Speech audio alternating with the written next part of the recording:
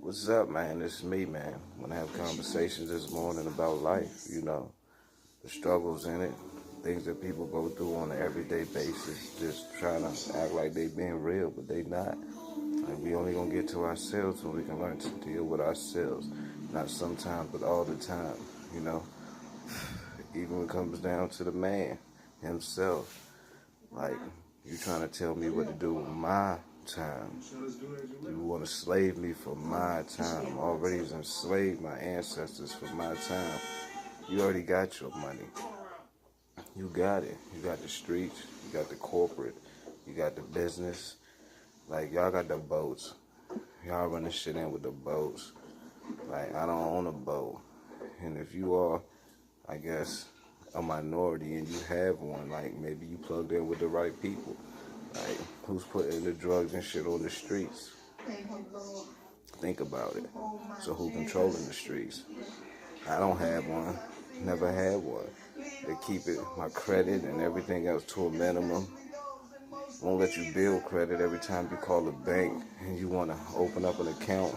Only way you build it is you putting your own in there. Well, you already built up off my credit. The roads, the streets, the highways, the lineage, man, it goes back so far. But the struggle is real out here. They want you to be feeble-minded. They don't want you to know what's going on. But we ourselves have to open our eyes. If you don't open your eyes, you ain't ever going to see what's going on. You can go to the doctor for your leg if you're a minority and end up coming out in a psycho war because you don't want to x-ray. Like, they can do a lot of stuff out here, man. They control it. When you get in front of them people stronger than you. Especially by yourself. You can say whatever you want to say. They're not going to listen to you. They'll call you crazy. And once they call you crazy, they put crazy on the TV all the time. People have an ideal of what crazy is. So when you have an ideal of what crazy is, when somebody's sitting there talking to you and making sense, why can't you make sense of what's being said and not call it crazy? Are you crazy if you can't understand that you need to open up and see what's going on? You went to work. You got taxed for your money. You got taxed when you went to work. After you got off work, what happened? You went to a store. You spend your money. You got taxed again in the store.